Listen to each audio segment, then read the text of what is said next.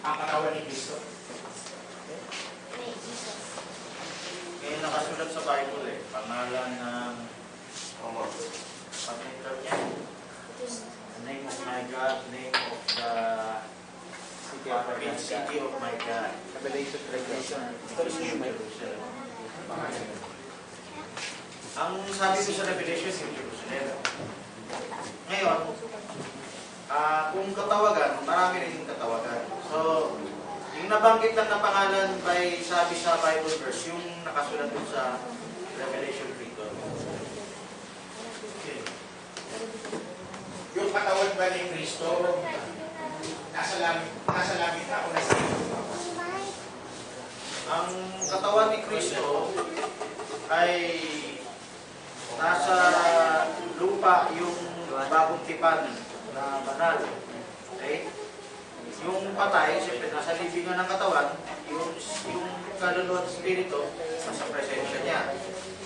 Yung bahagi nung bagong Jerusalem, yung lumang tipan na banal, sila ay kasama na sa luwa na siya.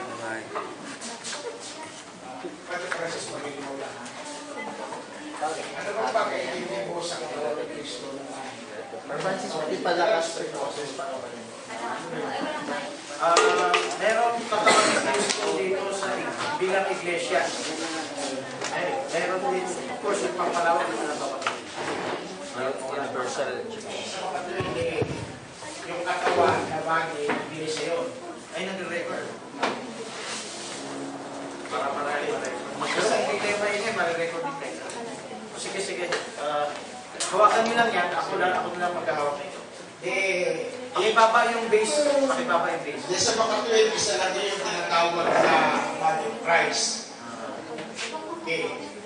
Yung body of Christ ba, nasa lupa pa yan? Wala pa sa langit? Anong pagkaalam mo, kapatid? Inuulit ka kasi wala kanina. Yung iglesia na katawan ni Kristo, nasa lupa. Yung mga buhay nasa lupa. Yung mga namatay, nasa libingan ng katawan, kaluluwa at espiritu sa presensya. Okay. Sa makatuloy, yung physical na literal nasa libingan, yung espiritu nasa taas, yung namamatay na yun, ano? Kaya yung mga buhay nasa lupa pa. Okay. Ngayon, bilang nasa lupa pa, yung mga buhay, ang tanong ito, si Kristo na bilang ulo ng iglesia at yung kanyang katawan na buhay pa inala nito sa lupang ito. Si Kristo at ang kanyang mga apostol, nung buhay pa mga apostol, o si Kristo hanggang ngayon, nasa ambang, saan ba inilagay ng Diyos si Kristo sa iglesia? Anong iglesia pinaglagay ng Diyos kay Kristo? Iglesia. Anong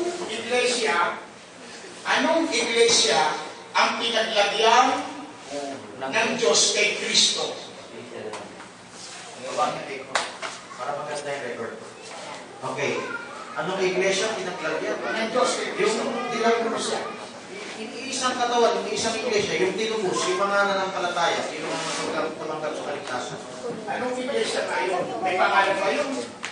Kung saan na doon yung nagay ang Diyos? Yung katawagan, Ilang ulo?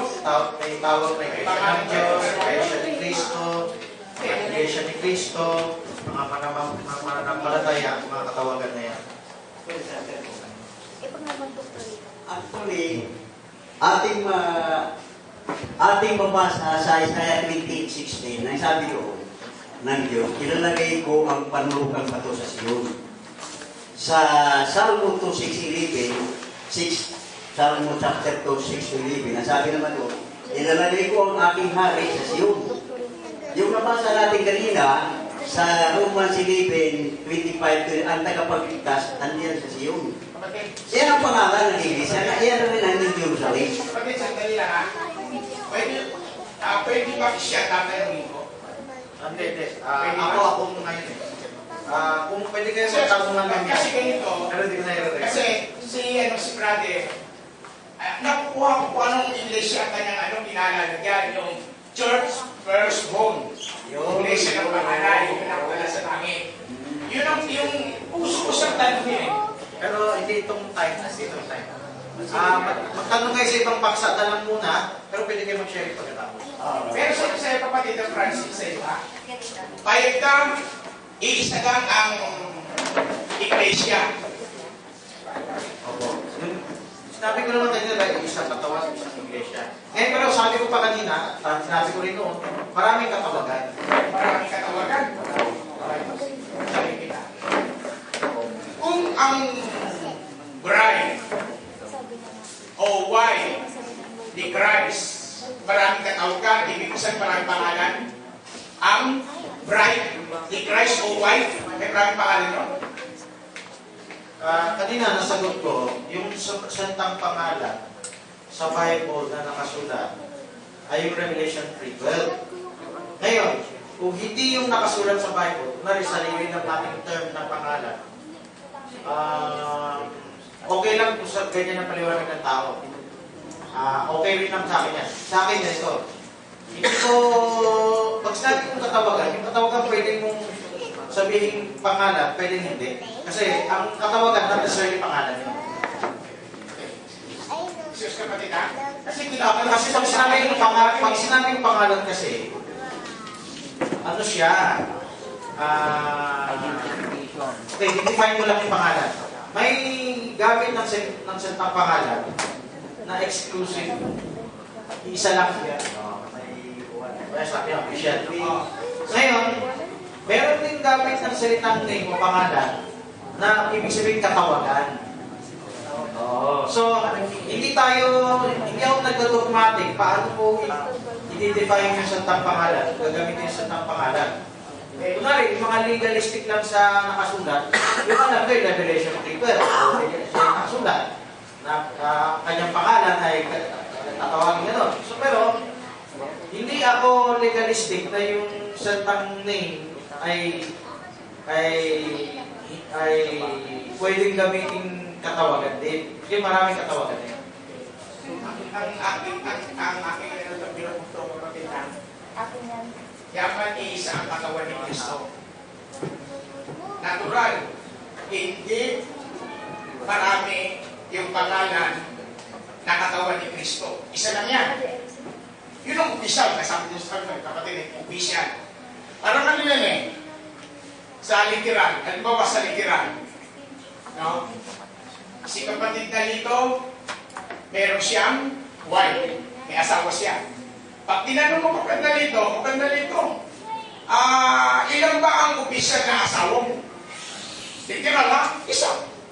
Anong pangalan ng iyong asawa? Di may pangalan yun, isa rin. Ngayon, ang tanong ko ngayon sa kapatid, kung tinatanggap mo na yung pangalan ng katawan ni Kristo ay isa yon, isa, opisyal, isa. Ano? Anong pangalan na yung na isa? Sa akin, sinabi ko kanina, maraming katawagan. So, hindi Opisyal kapatid. hindi official na isa. Sabi mo pa na kapatid. Hindi, yan yung nakasulat sa Bible eh. Okay, hindi mo sabihin sa Biblia. Hindi, yung sabi mo, ito yung official. Hindi ako nagdadagdag mga ganun term official. Nakasulat ng name. Ngayon, pero hindi na ako dogmatic gumamit ng salitang name. Na kunwari, ibig sabihin ng name is official. Yung name pwede rin katawagan. Kunwari, maraming katawagan, maraming name. Sa Bible kasi, merong isang tao, at yun Diyos at iba pa, na nagkaroon ng iba't ibang katawagan at iba-ibang name. Mayroong taong ganun eh. Si Daniel, hindi naman original niya yan eh. Nagkaroon ng mga iba-ibang, pero name yun ha, katawagan, pero naging name. Pati na yung evolution ng ano, ng... Ganun na rin. Ganun na rin. Kaya para maintindihan niyo yung stand ko sa iglesia, hindi ko kinukulong sa isang katawagan. Kung paano mga kapatid? ang Diyos sa may pahayag. Na yung Ako muna. Yun nga yung nakita ko pahayag na Diyos sa binibigay. hingi ako ng pwede tulot ha. Hingi ako ng pwede. Baka pwede maano mo lang ito. Maano ko lang. Ano ba yung Ganito. titignan ko lang. Siguro, kung gusto ninyo ganito, ibibigay ko ang 15 minuto sa inyo. Sige, salamat. Patapusin niyo ako ng Sige. 5 minuto. Okay? Baka sino may ibang tanong? Para makaiba naman tayo. Kasi kanina, di ba sabi mo may hypostatic union. Sabi mo sa hypostatic union, before the sanggol ka siya, before sa logos. Ngayon, tanong ko, doon sa pangalan, di ba, sabi, tinanong kayo, ewan ko kanina tinanong na sa akin gano'n na, kailan yung Kristo? Kailan yung sa pangalan? Bakit ikinapit yung Kristo Di ba kay doon pa lang sa pangalan ni Jesus na anointing na, bukod pa doon sa Christ? Ayun nga pala, kaya pala gusto ko tumayo kanina. Okay, ma-offend ha? May hypostatic na doon. Si Bar Freddy.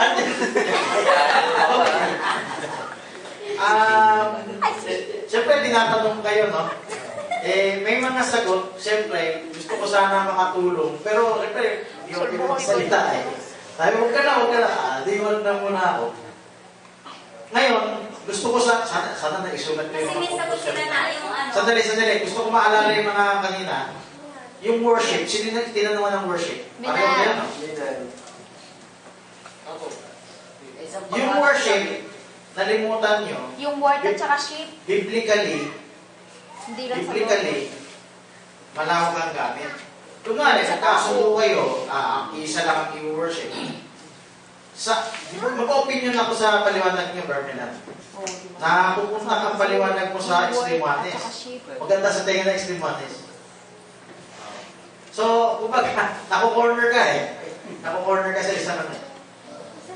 Yung worship, siyempre, pag pumuho ka na, worship, hindi okay lang pansamantala ko. Problem, meron nang ipapakita ng mga talata. Kung marunong-runong lang yung nagtatanong, sabi mo, dalawa sinasamba, pero ngayon, isa. Kasi naging isa na, nag-settle na yung iba. Pero kung marunong-runong yan, pwede ka, parang ipitin yan. So, anyway, yung worship, maraming gamit sa Bible. Hindi lang na-apply sa Diyos. Na-apply din sa iba. Kasi word at saka sheep, So, diba? nalimutan niyo yung tracks net. Tagal-tagal na yan. Siguro bago din yung tracks net. Sino nakakalala ng tracks through worship? Sino may kopya pa nun? Dahil, mas kalat pa yan sa New Name. So, Yung word at saka sheep, pinaghiwalay niya. Pagsamahin mo na, di ba? Ngayon, hindi ko na pinaliwanag ngayon yung true worship. Pero, meron pa akong mga bagong mensahe true worship eh. Ibang aspecto naman. Diba? Okay. Ang tanong ni Sister Lenden, Yung name na Jesus, and Christ. okay. Mayroon na alala ng iba. Yung Christ, saka yung Jesus, Yung anong itsura ng Diyos. naibigay ka sa salita kanina, no? Nalilito ka nung sinabi sa'yo na ikinapit yung pangalang Jesus kay Kristo. Hindi ako nalilito, Berman. Hindi nalilito. Mali yung kanyang pagtanong. Ang tanong kasi, nandun sa line of thinking lang. Kapatid, Kasi yung tanong ng kapatid na ba, pakinggan mo kapatid ha? Hindi ganun ang question. Papaano ikinapit Pastor, yung Jesus sa Kristo? Papaano? hindi nga pwedeng ganun eh. ngayon, anyway, sumigaw na ako sa upuan. So, pero okay lang. Sumigaw ako sa upuan, nakuha na agad ni Barmenan. Tapos, yung tanong ni Sister Lenden, yung pangalan ni Jesus. Makinig kayo. Merong heavenly language na pinangangalanda, ginagamit ng mga sacred name na yun ang bigkas na langit, lingwahe na langit, Hebrew. So, banal yung bigkas nun. May kapangyarihan, may kabala, Ngayon, Sister Lenden, sa supernatural anointing, lingwahe yun. Lingwahe. Hindi lang name. Pati lingwahe. Konektado yung dalawa. Kaya nag-insist sa bigkas. Kailangan ganito bigkas. Nadadama yung lingwahe sa kanila. Yung pure language nakasunod sa Bible. Ganito, Sister Lenden. Yung Jesus, Greek Jesus, at kahit yung modern Hebrew, Yeshua, Yeshua, etc., hindi yan yung lingwaheng laki kasi nabibigkas natin. Nasaan ang anointing niya? Ang anointing niya nandun sa simple faith. Hindi supernatural, ha? Hindi Pentecostal ang bigising. Nasa simple faith na pag pinanghawakan mo, may pangako ka ng buhay na walang hanggan. So, iba yun. Anointing yan, kaligtasan yan, pero pinanalaman mo salita. Salita niya. Hindi na supernatural. Kung may dumating pa supernatural sa'yo, dahil hindi ka nagsatang lingwaheng langit, na hindi ka pinapasalita sa'yo kasi magkukulang ka eh. Magiging manggagaway ka eh, magiging spiritista ka eh. Hindi ka pinapagamit sa inyo ngayon. Hindi pinapagamit sa atin ngayon. Hindi ka karapat dapat gumamit ngayon. Ang paghawakan mo ngayon, yung pananampalatayang pahayag doon sa pangalan. Yung pahayag sa pangalan, hindi yung bigkas ng pangalan. So, yan ang sagot ko doon sa kung meron nang dumating, bigay ng Diyos yung milagro na yun. Iligtas ka niya sa sakuna, nabuhay ka pansamantala, inayos niya yung problema mo. So, yun muna yung sagot ko. Sino yung nagtaas kami? Bermio? Ayaw na? Bermio? Wala na yung camera, oh. Lumapit na yung boses sa camera. Tatayo ko mamaya. Hindi, bibigay ko na sa kanya. Sila tatanungin ko mamaya. Magtatanong ka sa kanila? Ikaw ang tanong mo. Sa akin ang tanong ko, Brother Francis, iba to hindi natin. Di ba umakyat na yung Old Testament saints? Saan sila ngayon? Tapos yung souls under the altar, nandun sila sa altar. Nasaan sila? Pagkasama ba ang saints sa taas? Pati yung souls na namatay. Magkasama yan sa souls under the altar. Nandun rin yung saints na nabuhay na nag-glorify. Ganito, yung glorified body, hindi. 6th dimension ang glorified body. Pero yung patay na walang katawan, nasa 5th dimension. Souls under the altar. Anong altar yun? Yung souls under the altar, yan yung nasa 5th seal. Nasa 5th seal. Anong dimension? Ano ba? Yan ba para Hades dimension, pero may paradise of God. may portion lang doon? Di ba, si Lazaro, nasa paradise of God, pero divine resurrection. Yung saints na may mortal na glorified body na Iba ba yun? Yan na yung nasa gising na nasa 6th dimension. Yung wala pang katawan, hindi pa resurrected body. Yung kanyang presensya nasa 6 paraiso ng Diyos na yan. condition. Condition na rin. Pero hindi sila kasing gising ng may katawan. Ibig sabihin, Para silang nananaginip. Kaya yung physical spirit nila nasa Hades dimension. Pero wala sa Tartarus, ha? Nasa Hades dimension. Walang Gehenna condition. Opposite ng Gehenna condition yung paradise of God. Wait, Sixth dimension is including pa rin yung sa Hades dimension. Hindi, 6th dimension, wala na sa Hades dimension. Ganito, sis. Alam mo, nandito ka sa lupa, pwede yung paradise, naramdaman mo. Kasi inherent places. Yan yung sinasabi ko eh. So, not necessarily, nasa Hades dimension ka lang makaranas ng 6th dimension. So, tama paradise. yung third testament. Si Lazaro, nasa Hades. Pero, inaalo siya. Bakit siya inaalo? Kasi, nasa paradise of God siya. Samantalang yung word of God. yung mayaman ay nasa Gehenna condition. Or Francis, ang tanong dyan, may location talaga kung nasaan si Jesus Christ. Di ba may corporal body si Jesus Christ? Ina-extend niya yung Holy Ghost. Ngayon, nakaupo si Kristo. Saan lugar yun? 7 or 6? Nasa 6. Ang 7 is God. Maramdaman mo lang yung Diyos, pero yung kasing pantay mo yung Diyos, hindi. Pagdating ng araw na mag-glorified body ka, maintindihan mo yan. Kasi parang nasisilip mo, pero hindi ka pa rin kapantay ng Diyos. You are a part of God, pero you are not equal with God. God let you give a taste of who He is, pero you cannot be equal with Him. Yan yung tamang unawa sa paliwanag kanina eh. Nung dumikit ang Diyos kay Kristo, nakikita ang Diyos sa pamagitan ni Kristo. Pero yung Diyos mismo si Kristo.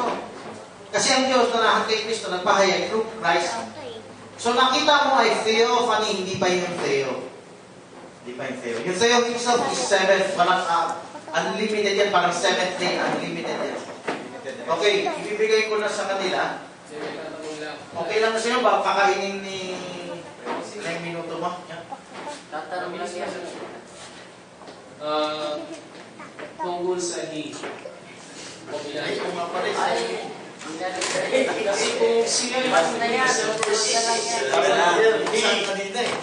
kung siya yung he sa first 3.5 years, bakit sa yung the weeks of the week, saka lang siya dumating? Brother Freddy, si yung Antikristo in the midst of the week. Saka lang Ikakwento ko yung history sa mangyari. Pagkatapos ng gera ng Ezekiel 38-39, gagawa ng kapayapaan ng Papa sa Roma. Hindi sa kalagitnaan ng panahon. Gagawa na siya ng kapayapaan bago pa magsimula ang tribulation. Right. Ngayon, sino magpapatigil sa handog? Yung Papa sa Roma. Kasi aagawin niya yung templo. Yan ang pinabasa mo kanina. Pag-agaw niya sa templo, titigil ang handog kasi ibabalik ang handog. Ang hindi na lang nabanggit kanina, itatayo ang third temple. Pag tayo ng third temple, babalik ang handog. May binasa ko talata sa Daniel 12. Yung patitigilin ng handog at ilalagay ang masuklam-suklam. So yun ang sagot. Kaya, from the start, siya ang naggawa ng tipan at siya yung sumira ng tipan. Tinigil niya yung handog. Brother Francis. Di ba, sabi niya dito, after the testimony of the two prophets,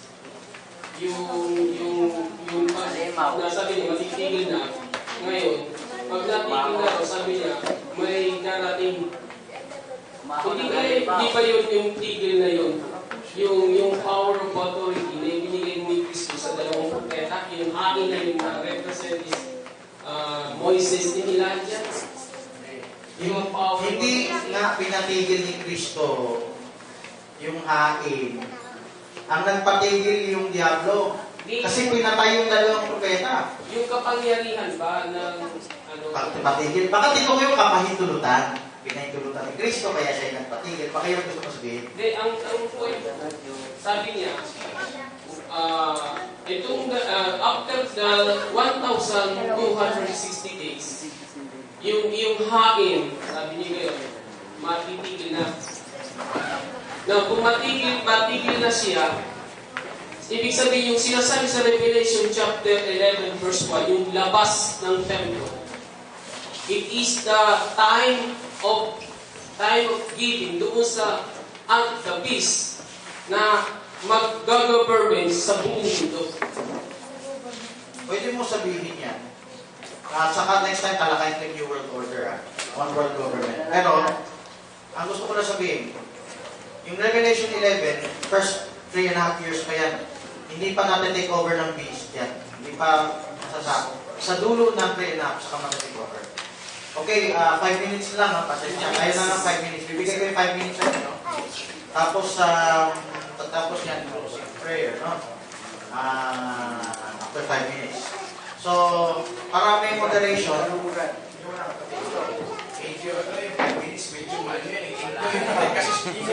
sige po. Okay, ay 10. Sige. So kami makikinig ka lang. O sige, ikat mo na yung recording. Sige, sila na.